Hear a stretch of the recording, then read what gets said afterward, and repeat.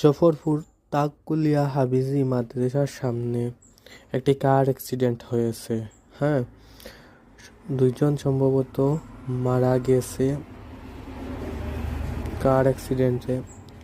অনেক ক্ষয়ক্ষতি হয়েছে। এরকম মৃত্যু থেকে আল্লাহ আমাদেরকে সবাইকে বাঁচিয়ে রাখুক, কারো যেন এরকম মৃত্যু না দেন আল্লাহ তাআলা। হ্যাঁ, আল্লাহ পাক রাব্বুল আলামিন প্রতিটা মানুষকে মৃত্যু দিবেন, কিন্তু কিছু কিছু মৃত্যু যেটা মেনে নেওয়া যায় না। হ্যাঁ, তাই আমরা সবাই আল্লাহর কাছে দোয়া করব যাতে এরকম মৃত্যু কারো না দেয়।